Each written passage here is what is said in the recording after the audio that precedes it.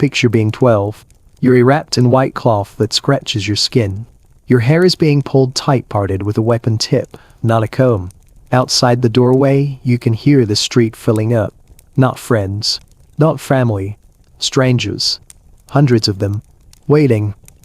Your mother is crying in that quiet, controlled way adults cry when they're trying not to fall apart. Nobody explains why. They just keep adjusting your clothing like you're an object that has to be arranged correctly. And then you see him. And then you've met once. Briefly. A month ago. 8 years older. He smiles like this is ordinary. Like this is a celebration.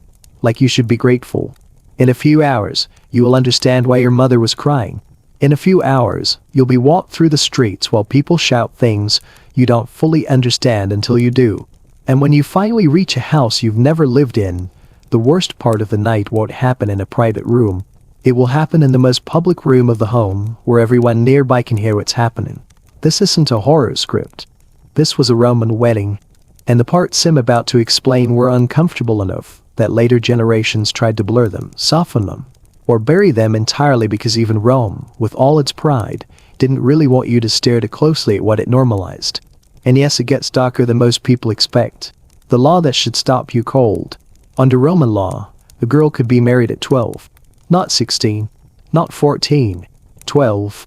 An age where, in a modern world, you'd still be learning how to control your voice when you read aloud in class. But in Rome he could be handed into a legal union with an adult man and expected to perform wifehood immediately. This was rare enough to dismiss as an edge case. Inscriptions and funerary evidence suggest many girls married and became mothers in their early teens. Elite women often married young, sometimes around 14, while lower-status families could push even earlier for survival, alliances, or stability. And the Gru? He often was a teenage boy.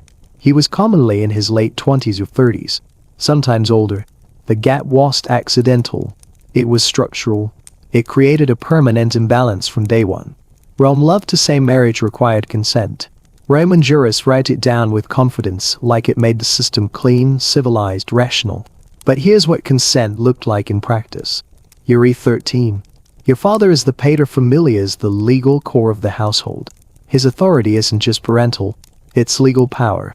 He controls property, status, and the future of everyone under his roof. So when that man tells you you're marrying a grown adult chosen for alliances, land, debt, politics, what does no even mean? It existed as a word, not as an option. This is where Roman consent becomes a performance inside a cage. Marriage is a transfer of control. The oldest Roman marriage type was called commune with the hand. That phrase sounds mild until you learn what it meant. The bride moved under the hand of her husband. She didn't just join his home. She changed legal orbit. She passed from one male authority to another. The language around it is chilling because it mirrors the language of property movement. Not slavery. Romans insisted on that distinction. But the structure still treated her autonomy as something that could be relocated like ownership. In a strict commune marriage, what she inherited, what she brought, what she earned collapsed into his control. Her former family became something she had come from, not something she still belonged to. Later other forms became more common and gave women more independence. But the older rituals didn't vanish. They stayed as tradition. And tradition has a way of outliving the reasons it began. The spear point in her hair. On the eve of the wedding, the girl's identity is stripped down and rebuilt through ritual. Her hair is parted not with a comb, but with the point of a spear. Some sources claim it was a spear linked to the arena, meaning until associated with killing. Romans explained it as luck, fertility, protection, but symbols don't live in explanation. They live in feeling, and the message embedded in that tool is hard to miss. This is not just a union. It's a conquest. Her hair is braided into a formal pattern. She wears a white tunic tied in an archaic style. Everything about her appearance marks her as in minus between not a child, not yet a woman, but something being reshaped. Then comes the famous detail. A special knot is tied around her waist, often called the knot of Hercules, and only the husband is allowed to undo it. Think about what that communicates without poetry. Her body is symbolically locked, and he is the only person permitted to unlock it. The wedding that reenacts an abduction. Then comes the night procession. The bride is led to the groom's house. This part of Roman wedding tradition doesn't just resemble violence. It deliberately echoes one of Rome's proudest origin myths, the abduction of the Sabine women. Rome didn't treat that myth like an embarrassment. It treated it like a foundation story. So weddings copied the structure. The bride is taken, sometimes staged as being pulled away from her mother.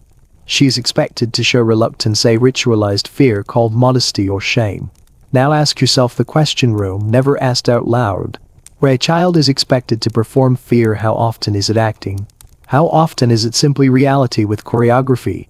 The street is filled with spectators. The crowd doesn't just watch, it participates. People sing obscene verses, crude jokes, sexual taunts, predictions about what's about to happen. Romans said the vulgarity served a purpose. It distracted jealousy, drove away evil spirits, protected the couple's good fortune. But stand in the bride's position for 5 seconds. You're 12, 13, 14. You're being walked into a new life while strangers yell sexual threats like it's entertainment. That isn't celebration. That is conditioning. Overwhelm her senses. Break her previous self. Teach her what the world expects from her now. The torches flicker. Not because Rome couldn't walk in daylight, but because night, fire, noise, and crowds make a person feel smaller, less anchored, more movable. A poet said something like this: is the night when shame is overcome. Notice what the goal is. Not her joy, her surrender, the threshold she cannot cross herself. When she reaches the groom's house, she's not allowed to step over the threshold on her own. She must be carried. Romans frame this as superstition. Don't trip, don't stumble, don't offend the household spirits. But symbolism has a second voice. She does not enter her new life under her own power. She is delivered into it, passive, carried, as if her feet are not meant to touch this transition until everyone agrees it has happened. Then, inside the atrium, the main public room of the house, she speaks a line preserved by tradition. Where you are, I am. Not romance. Not partnership. A declaration of absorption. Your location defines mine. Your identity becomes mine.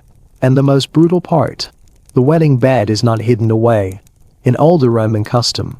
It's in the atrium itself, near the household shrine, under the gaze of ancestors, in the space where business and guests normally pass through. Even when consummation was literally watched, privacy as we understand it is barely present. People are nearby. Attendants. Family. The pro-nuba, the matron who guides the bride close enough to hear. Ready to intervene. Intervene for what? Exactly. Her job is framed as guidance and comfort. But it also functions as enforcement. A system ensuring the transaction completes. The thing Rome didn't want repeated. Now we reach the part where sources get ugly and contested. Early Christian writers later accused pagan Rome of a shocking fertility ritual involving a specific god, a shrine, and an act meant to symbolize final submission before marriage could proceed. Here's the truth: these claims mostly come from hostile Christian sources who had every incentive to portray pagan custom as depraved. Pagan Roman writers don't describe the ritual directly in the same way. That makes the detail hard to verify. So we have to be honest, we cannot confirm every accusation. But here's the problem for Rome. Even if some of it was exaggerated, the world that surrounded Roman weddings was already coercive enough that the accusation felt plausible to later audiences. Because a society that legally marries children to adult men, a society that reenacts abduction as tradition, a society that turns the walk to a new home into a public sexual taunting ritual, doesn't need one extra horror to be frightening. The structure is already the horror. Why the silence?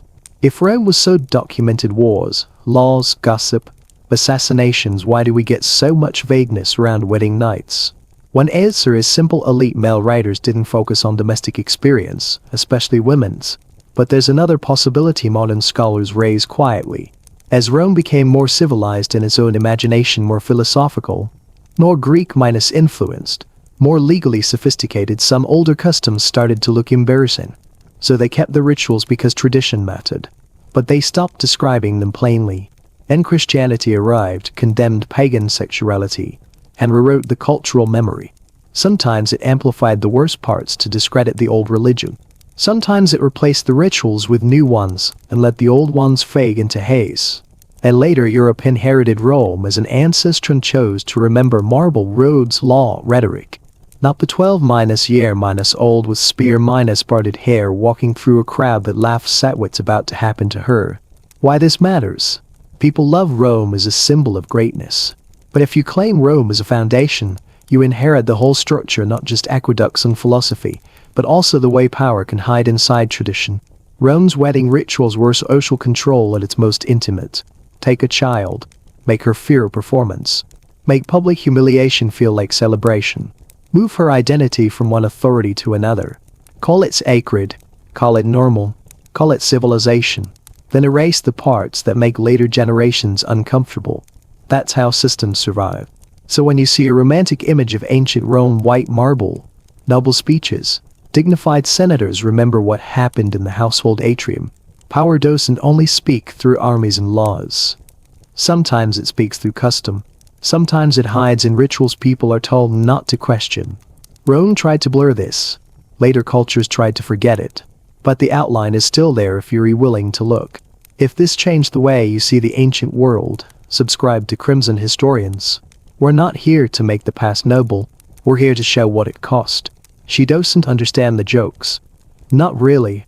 She understands the sound of them. The rhythm. The way the men laugh too hard. The way women laugh when they're supposed to laugh. When not laughing would be dangerous. She understands the way others' fingers tighten around her wrist, as if her bones are all that keeps her from floating away. But the meaning? The words?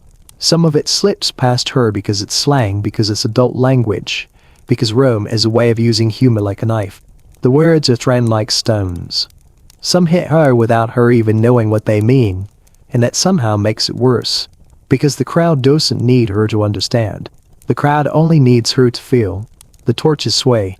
The air smells like smoke and sweat and cheap wine. The street is narrow enough that she can see faces clearly. People close enough to touch her. Some of them do touch her hands, brushing her sleeve. Fingers pressing the fabric at her shoulder, as if confirming she's real.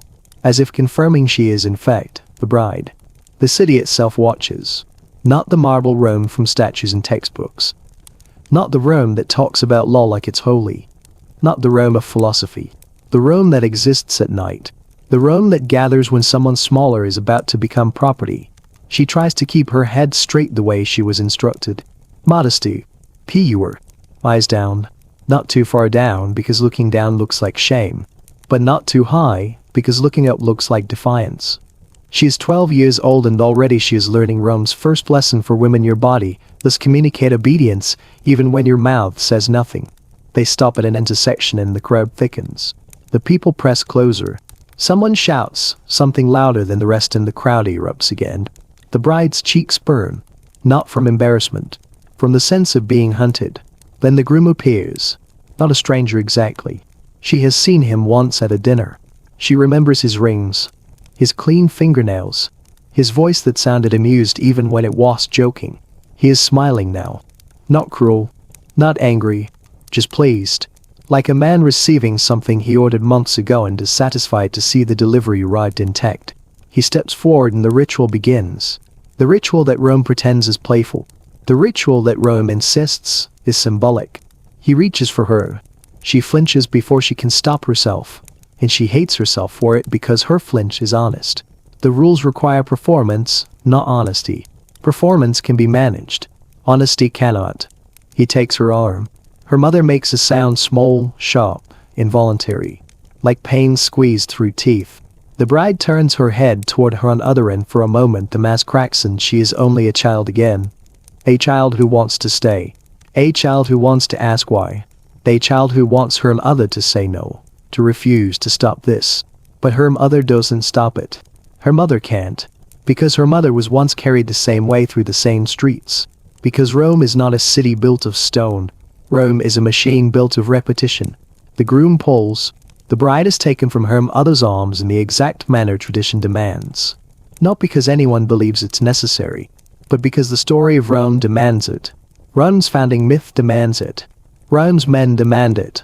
The crowd cheers like a victory has happened. A child has been transferred from one household to another. They cheer anyway. And that is the part modern people cannot grasp unless you force yourself to look directly at it. Rome did not hide this. It did not treat it as shameful. It treated it as celebration. Because to Rome, this was not abuse. This was order.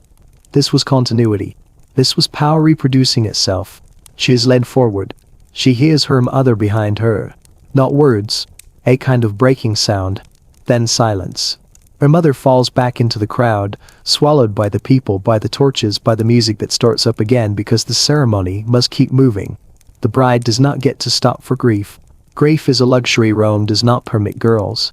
The torch-keepers continue. The singers continue.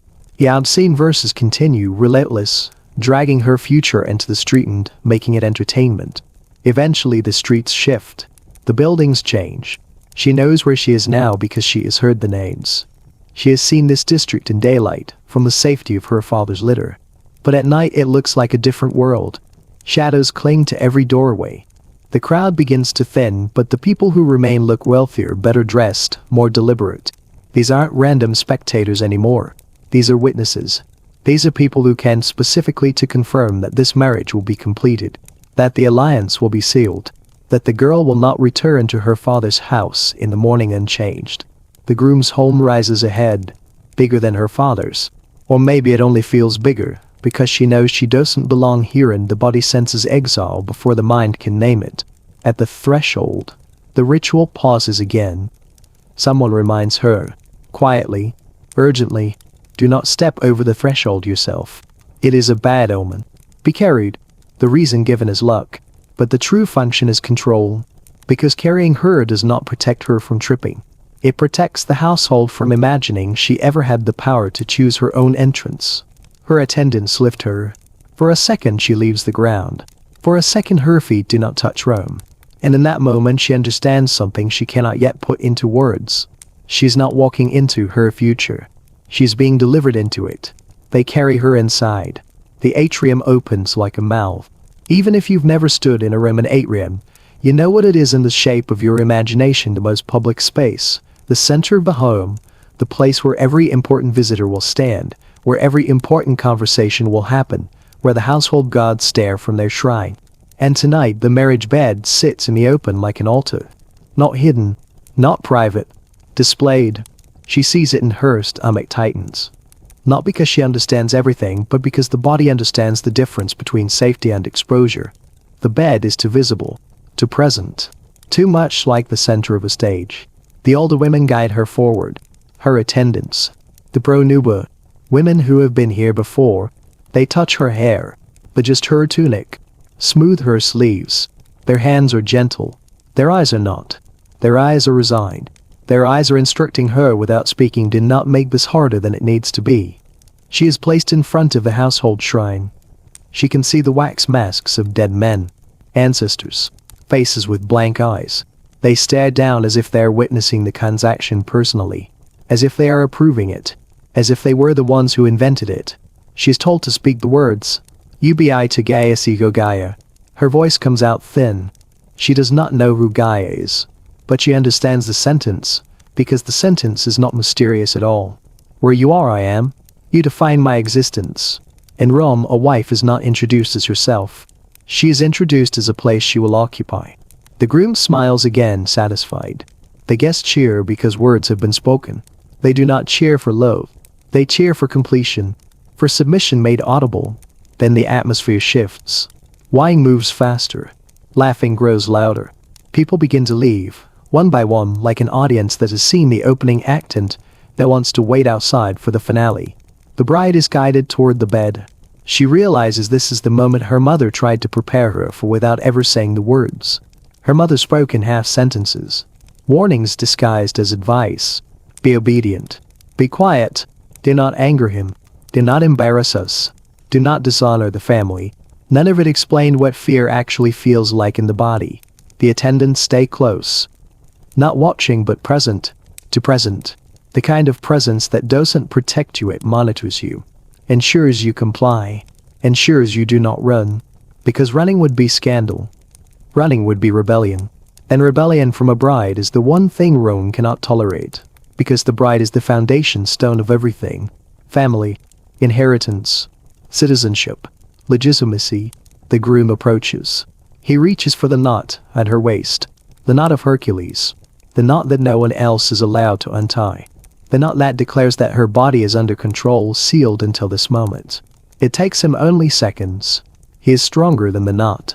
Stronger than the symbolism. Stronger than her. She stares at the ceiling as the adults' voices blur outside, retreating down corridors as if the house itself is swallowing sound. She feels the world narrowing. Her childhood narrowing. Her identity narrowing. The only thing she can control now is her face. So she controls it. She does not cry. Not because she is brave. Because she has already learned the rule. A good Roman wife does not cry. A good Roman wife absorbs. A good Roman wife endures. A good Roman wife becomes quiet enough that history can use her without hearing her. And that, more than any single ritual, is the real brutality. Not the spear point used to plait her hair. Not the obscene songs. Not the forced procession. Not even the bed placed under the gaze of ancestors. The brutality is that Rome built a system where a girl could survive this night, and the next morning she would be expected to smile, to serve breakfast, to greet visitors, to perform the new identity as if nothing had been stolen, as if this was love, as if this was sacred, as if this was normal. And here is the part Rome did not want recorded, not because Rome thought it was evil, but because Rome understood something that every empire understands eventually: when you write things down clearly, people in the future might judge you. So Rome wrote about aqueducts. Rome wrote about law. Rome wrote about armies. Rome wrote about noble women as ideals. But Rome did not like to write about the moment the ideal was manufactured. The moment the child became a wife. The moment compliance was carved into a nervous system. Because that moment reveals the secret of Roman power. It wasn't only legions. It wasn't only the Senate. It wasn't only conquest on distant battlefields. It was conquest inside homes. Conquest disguised as family. Power disguised as tradition. Violence disguised as ceremony. And once you see that, you start noticing the pattern everywhere else in the empire. You start understanding why Rome's dominance lasted so long. Because Rome didn't just conquer countries. Rome conquered people from the inside out. It rewired what they believed was normal. It took fear and draped it in silk. It took submission and called it virtue. It took children and called them warriors. And then it built civilization on top of the silence. So when you see ancient Rome romanticized white marble statues, perfect arches, calm philosophers, you should picture the torches in the street. Picture the crowd singing obscene songs. Picture a 12-year old girl carried over a threshold she did not choose. Picture her whispering words that erase her. Where you are, I am. Because the real story of Rome was not only written in the Senate, it was written in the atrium. And that is exactly why Rome tried to forget it. She will understand something later. Not tonight. Not even this week. But later, after enough mornings have passed in this unfamiliar house, after enough meals eaten in silence, after enough careful smiles delivered like payments, she will finally understand what Rome actually did to her. Rome didn't just take her body. Rome took her definition of reality. Because the worst thing about that wedding night was the pain. It was the fear. It wasn't even the humiliation. It was the way the entire world around her read it like it was normal. Like it was sacred. Like it was beautiful. That is how Rome wins. Not by brutality alone, but by turning brutality into tradition, until no one even recognizes it as brutality anymore. Tomorrow she will wake up as a wife. But she will not wake up as herself. She will wake up as something the law recognizes as useful. Something that can be moved, assigned, managed. A body with a function. A womb with a purpose. A name that now belongs to someone else's household. And this is where modern people misunderstand Roman marriage. They imagine the cruelty ends after the wedding night. They imagine it like a scene in a film, a traumatic moment, and life continues. But for Roman girls married at 12, 13, 14, this wasn't a moment. It was a system. It was a machine. And once she is inside it, nothing will ever be fully hers again. She will learn this immediately in small ways. The first time she reaches for food before her husband speaks. The first time she laughs too loudly. The first time she asks permission without realizing she is asking permission. Because Roman marriage does not begin with love. It begins with training. Her husband's mother will speak to her as if she is a child. Because she is. The household slaves will watch her carefully, not with pity, but calculation, because in Rome every person in a house is ranked. And a new bride means new power arrangements. Her husband will be polite sometimes. That will be worse. Because kindness does not erase ownership. It decorates it. She will be told what to wear. Not because fashion matters, but because appearance is political. She will be told where she is allowed to go. Not because she is unsafe, but because she is new property in an old structure. She will be taught how to sit, how to lower her eyes, how to speak without making herself too present, how to exist like a shadow and still be praised for virtue. And if she does these things correctly, they will call her good, not brave, not intelligent, not strong. Good, that is the Roman word that replaces her name. And then the next demand arises. The real demand, the one no one pretends is optional. Pregnancy, not eventually, not when she is ready, as soon as possible, because the purpose of her wedding is not her happiness. It is continuity. It is inheritance. It is bloodline. It is property reproducing itself. And if she does not become pregnant quickly enough, she will see Rome's softness disappear. The concern will become pressure. The pressure will become supervision. The supervision will become spiritual advice. Then moral judgment. Then humiliation whispered politely into her ear with the tone of a blessing.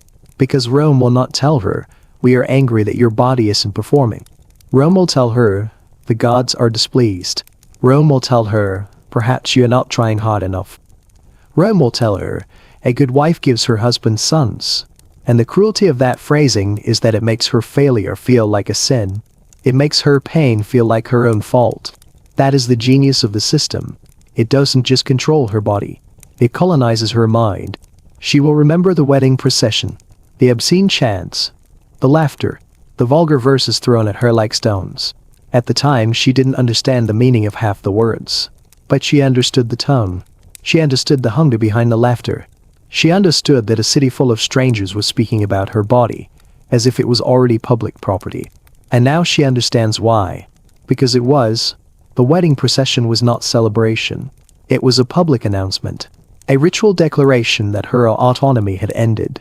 And everyone in the community was permitted to participate in her transformation. And here is what makes it truly terrifying. Some of the women singing those songs were mothers.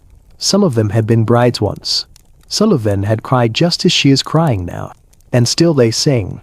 Because if you live in a system long enough, you learn that surviving often requires joining the crowd. Mock the girl before you become her again. Laugh before anyone remembers you once cried. This is how Rome makes its violence self-sustaining. It teaches victims to become witnesses. Then teaches witnesses to become participants. Then teaches participants to become the ones who enforce the rules. And after enough generations, the brutality no longer needs soldiers. It becomes social instinct. She will think about her own mother, about the moment she was symbolically torn from her arms, about her mother's tears, and she will finally understand the truth. Her mother was crying because she was losing a daughter. She was crying because she knew exactly what was waiting on the other side of the torchlight. Because Roman mothers don't fear marriage in theory. They fear marriage in detail. They fear the first night. They fear the first bleeding. They fear the first childbirth. They fear the first time the girl learns she cannot say no. They fear the moment the girl becomes quiet forever. Because silence is the survival language of women under empire. And Rome is the greatest empire in history at producing silence. Not only silence in homes. Silence in books. Silence in monuments. Silence in education. Silence in memory. Because here is the reason Roman male writers didn't describe these rituals clearly. It was only because they didn't care. It was only because women's lives were seen as private. It was also because at some level deep down, unspoken, they knew. They understood how it looked, how it sounded, how it would read if written plainly.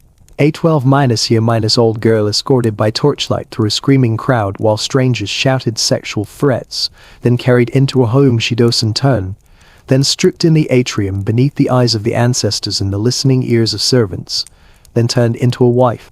Even Rome knew the ugliness of the truth. So Rome wrapped it in poetry. Rome wrapped it in ritual. Rome wrapped it in religion. And when that was enough, Rome began to imagine itself as civilized, sophisticated, philosophical.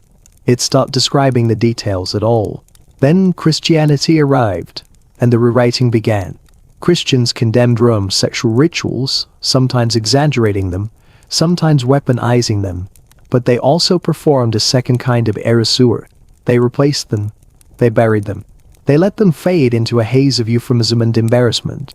Because even Christian Rome didn't want to admit what pagan Rome had normalized. So the rituals vanished. The evidence scattered. The memory blurred. And eventually modern people started looking back at Rome like it was marble and light. Like it was law and logic and civilization. Like it was superior. But the bride is still here.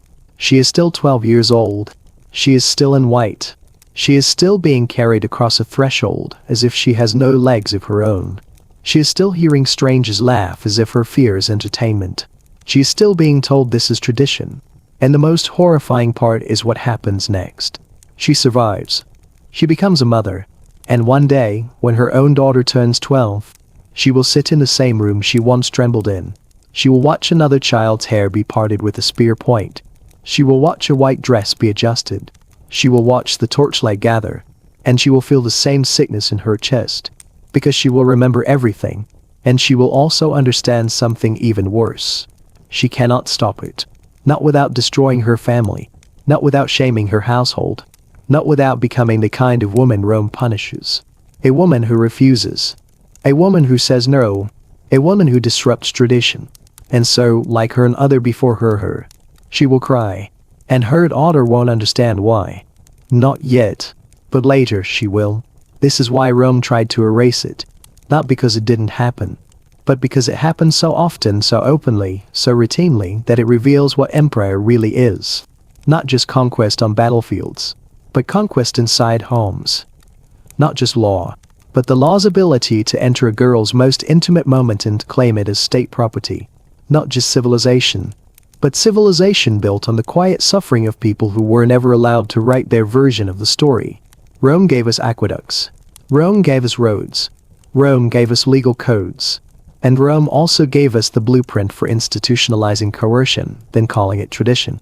So the next time you hear someone romanticize ancient Rome, marble statues, noble senators, philosophers debating virtue, remember the wedding night.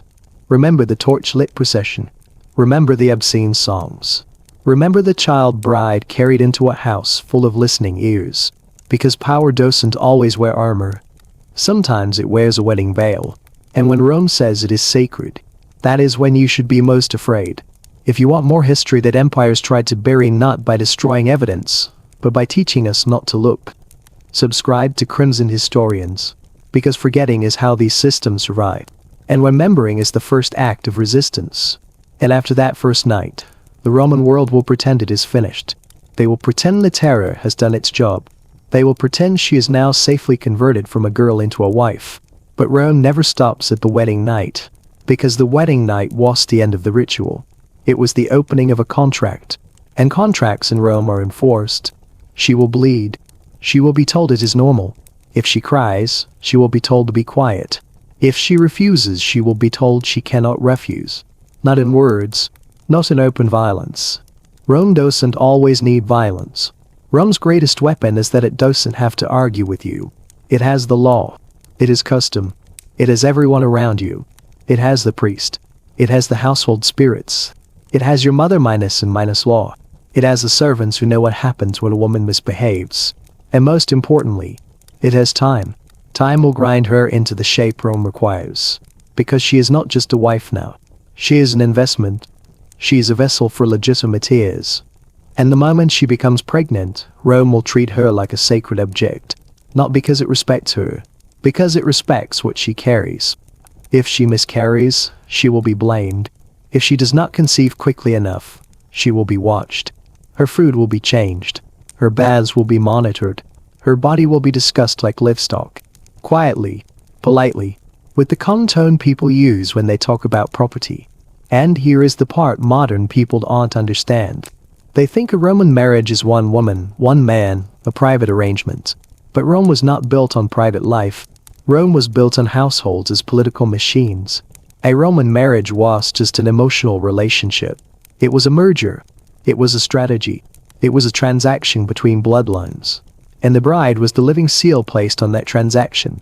She exists now to make legitimacy. To make heirs. to make continuity, and to make sure that continuity belongs to the correct man. Which brings us to something even darker. Even if the husband never beats hers, even if he never screams, even if he never drags her by the hair, even if he is gentle, she's still not safe. Because Rome didn't only police women through husbands. Rome policed women through suspicion, through reputation, through the terror of dishonor. Because if a Roman man believes his wife has shamed him, he can destroy her without ever touching her. A word in the wrong place, a rumor in the forum, a glance interpreted as flirtation, and suddenly her body becomes evidence. Suddenly her womb becomes a courtroom. Suddenly her life becomes something to be examined by men. The Roman world loved to say women were protected, but Rome never protected women. Rome protected male certainty, the certainty of paternity, the certainty of inheritance, the certainty that a man's sons were truly his. That certainty was worth more than her life. And when Rome cannot guarantee certainty, Rome becomes violent. Not chaotic violence, legal violence, clean violence, approved violence. The kind of violence that doesn't require anger, only procedure. And that is why Rome built wedding rituals that broke girls early. Because a girl who has been trained to submit is a woman who will not resist later. A girl who learns early that her body is not hers becomes a woman who doesn't think she has the right to say no, not even in her own mind. And that is the real horror. Rome didn't need to watch consummation to make it public. It didn't need curtains open. It didn't need witnesses at the bed. Because the bride herself became the witness.